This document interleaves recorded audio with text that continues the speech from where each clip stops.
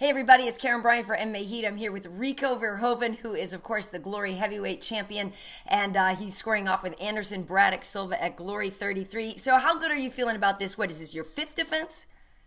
Yeah, it's gonna be my fifth defense, and yeah, I'm feeling excited, feeling ready. You know, it's yeah, for me, just another day at the office. It's always focused, always staying sharp, but doesn't matter who the opponent is, but I'm always there. Well, let's talk about who the opponent is. Obviously, it's Anderson Silva, and he fought in July and was given the opportunity to face you for a title shot. Do you think he's actually ready for you? Nobody's ready for me. Good answer. No, it's you know, I've been in a flow for the last few years. Been feeling really good. I just keep evolving, keep getting better, and you know, I don't think anybody in the heavyweight division is ready for Rico. So. Do you think with the defenses, is it getting easier for you? I mean, in a way that, like, do you feel more comfortable as champion? Do you know what I'm saying? Yeah, but I don't put too much pressure on being the champion, whatever. You know, I just keep the focus on keep winning fights, keep making sure I perform the way we want me to perform. You know, with the training, with the team, we have like always a certain vision, like. For this opponent, we're going to use this game plan. For this opponent, we're going to use this game plan. And just make sure it works like for 70 to 80%. Because like 100% is difficult to reach, but it's a goal. So when you look back on your last fights then, like, do you feel good about your performance? Even though you win, you know, winning obviously isn't everything. It's a huge part of it. But are you critical of your own performances in your past fights? Yeah, always. Because that's what makes you better. And I think that's what makes me the ultimate champ at the moment. Because of course I want to win. That's the base. But from there, you know, we want to perform well, and we train certain stuff, and that needs to work. But it's always so difficult because you don't know what the reaction is going to be from your opponent. Of course, you see the fights and you try certain things, but the way he does it is always different than your training partner or your trainer. So, you know, it's but it's been going pretty well. You know, we can't complain. Like for 70, like I said, if 70% works from what we trained, it's perfect.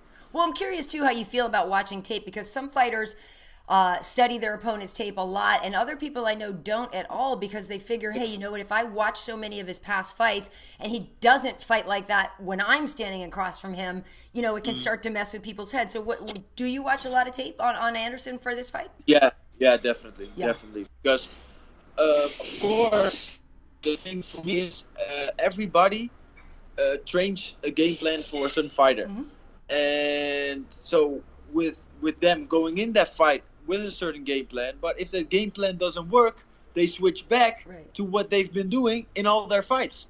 So if you got that, if you know that their pattern, then it's gonna be so much easier. I would think so.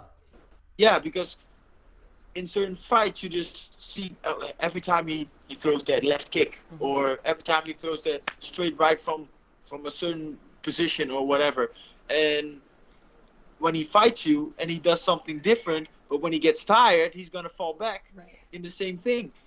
And then you know what's coming. Well, yeah, and so not to give away the game plan, obviously, but where do you think the holes are in his game?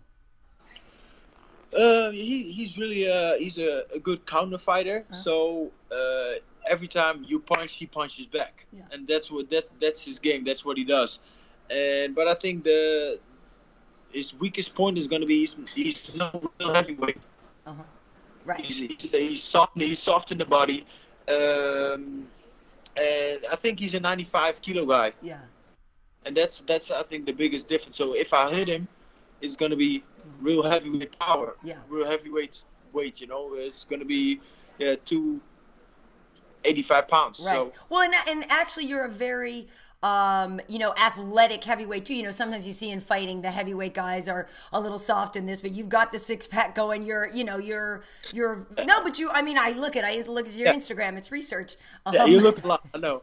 You like everything. Okay, whatever. Like I'm the only one. But no, I mean, obviously that's a big part of it for you too, is to be as fit of a heavyweight as you can, obviously. Yeah, definitely. Definitely. And so, do you think of it though as like defending? Even though you said you just kind of take one at a time, but do you have a sense of ownership of that belt? Like he's coming in to try to take what's yours, or do you sort of think of it as you're trying to win the belt every time?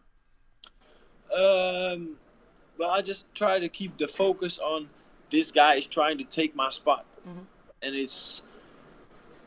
right now I'm the king of the jungle, and I want to stay there, and it's not just for being champion or whatever, but it's also me providing for my family and keeping the focus and just keep evolving as an athlete. So there's so many things going on and so many things that are important to me than being champion or fighting the championship fight. It's just everybody that wants to take your spot, wants to take your shine, but whatever, even if they take my spot, they're not Rico. Everybody's is a person on their own, and I think I have the quality to bring this sport to the next level. Well, on the same night that you're fighting, Chopper Chai is fighting, and he's... Oh, you're laughing already. Yeah, okay, so here we go. This is what I wanted to know, because he was talking some smack about you on the last fight he fought the same night as Anderson did. He says you're boring. I believe in a pre-fight interview, he went over and took your belt. He definitely has a lot of attitude and really doesn't think that much of you and would love a shot at you. What's your take on him? Yeah, he's funny. That's what he is. He's really funny, but yeah, like all the same guys, I have no bad blood against nobody. Yeah.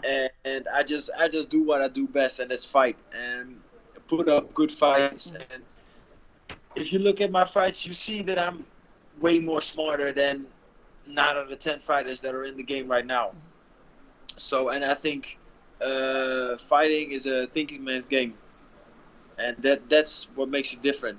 And all the guys, like 9 out of 10 guys that fight right now, are throwing rights, throwing kicks.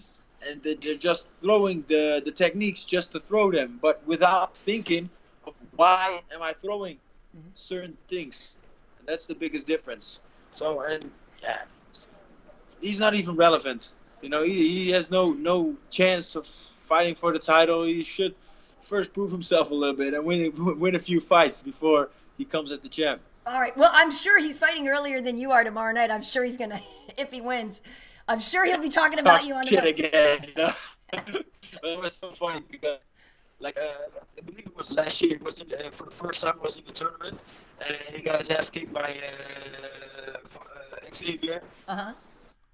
And so the day before, I got all kinds of shit on Twitter. Rico, I'm going to do this and I'm going to do that. Right. So I checked my Twitter the next morning because I know the fight was going to be in the middle of the night for me. I was in Amsterdam. So so I checked my Twitter. I was like, oh, no messages. So I messaged straight to him. So I haven't seen no messages. I haven't seen your fight, but I'm just guessing you lost. So, nice. Yeah.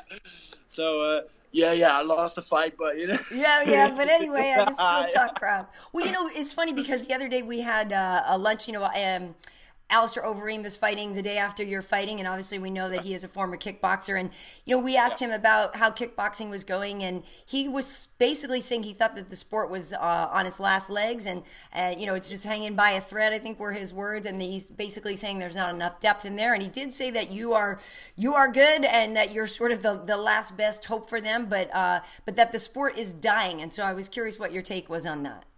No, that's crazy. The sport will never die. And it's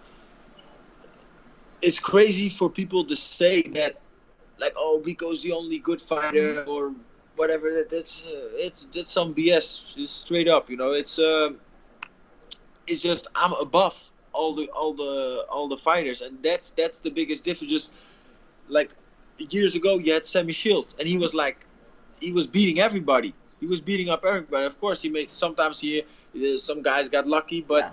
In the end, he was like the straight up champion for 5 to 6 years, and now that's me. I'm on top of the mountain and looking down to everybody. So, and it doesn't mean nobody has a chance because I can make mistakes as well, and I can lose. So, you know, they're all good fighters, and you see the sport keeps evolving, the sports keep getting better, and it's crazy to say, oh yeah, where are the K1 days? And you know, those guys have been passed. Let all those guys fight guys from this time. They will, you know, because it's just the sports keeps, like I said, keeps evolving, keeps getting better, new techniques, better techniques, more precision. It's, you know, the training methods are different, so it's yeah, I don't really listen to that. It doesn't even bother me. Nice. Okay, got it. Well, and you already actually have a fight lined up with Badr Hari for December. Yeah. Is that, I mean, I know that's sort of been a long time coming. What does that mean to you when you're talking about guys like Semmy, Schilt, when you're talking about the history of the sport? Obviously, facing Badr Hari,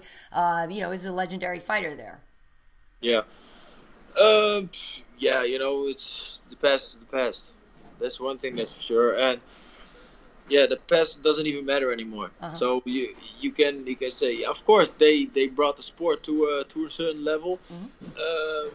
Yeah, a few years after that, it dropped down, and I think now we're rising again.